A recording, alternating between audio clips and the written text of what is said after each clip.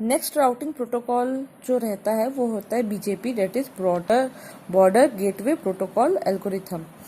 जो BGP algorithm है या प्रोटोकॉल है वो इंटर डोमेन राउटिंग एल्गोरिथम होता है जो पाथ वेक्टर एल्गोरिथम को यूज करता है।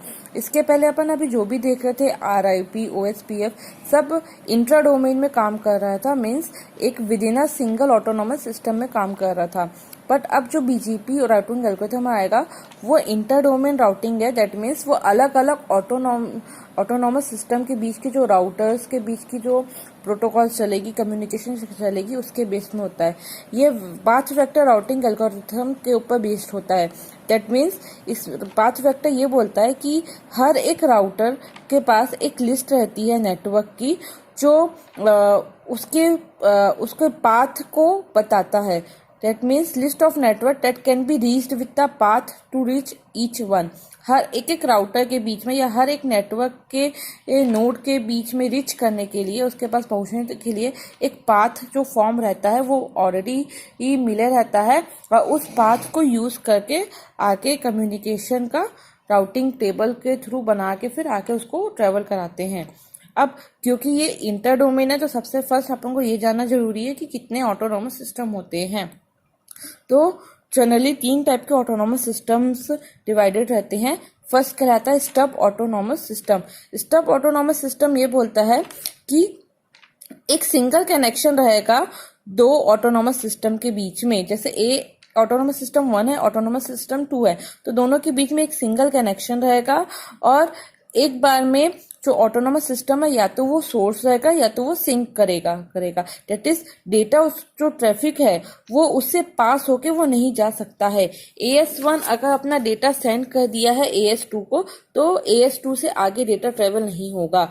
सिमिलरली AS2 डेटा सेंड कर रहा है AS1 को तो AS1 के आगे वो फर्दर नहीं जाएगा।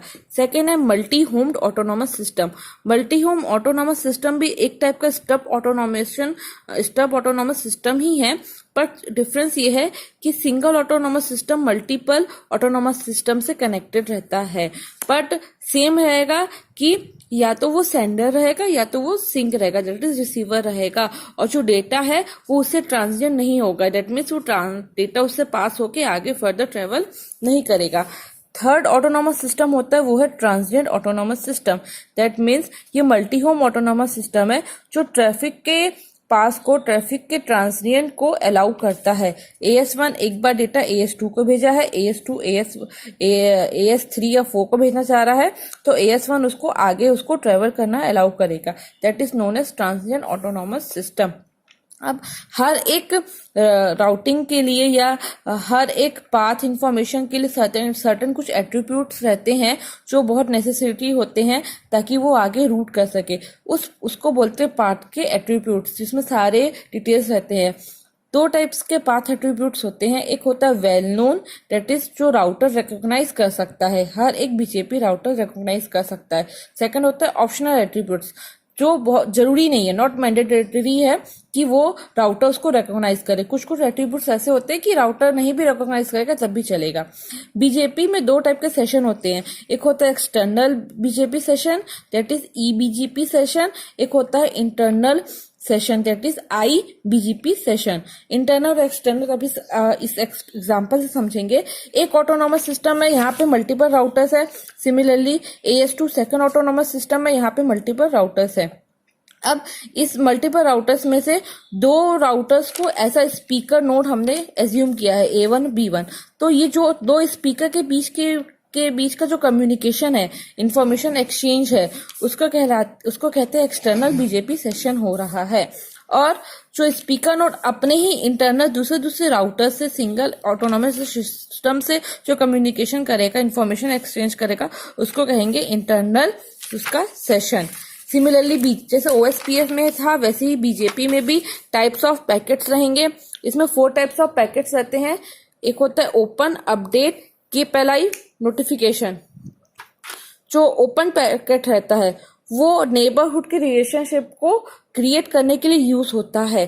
जैसे अपन प्रीवियसली हेलो देखे थे, सेम ओपन पैकेट भी काम करता है कि अगर कोई उसके नेबरहुड में है उसको क्रिएट करने के लिए, सेशन बनाने के लिए वो ओपन मैसेज भेजता है या ओपन पैकेट यूज करता है।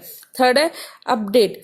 अगर कोई भी डेस्टिनेशन एडवर्टीजमेंट हो रहा है डेस्टिनेशन के थ्रू में या प्रीवियसली हो चुका है, उसको विड्रॉ करना है तो वो अपडेट पैकेट को भेजता है। कीप अलाइव जो पैकेट्स है वो यूज होता है हर एक राउटर को ये बताने के लिए दूसरे राउटर को कि क्या मैं अलाइव हूँ या नहीं है। हर एक राउटर अपना अपना बीच बीच में एक कीप अलाइव पैकेट्स को ट्रांसमिट करते रहेगा ताकि सामने वाला राउटर ये समझ सके कि लिंक मेरा डिस्कनेक्ट नहीं हुआ है और सामने वाला राउटर अलाइव मोड में है। फोर्थ पैकेट है नोटिफिकेशन।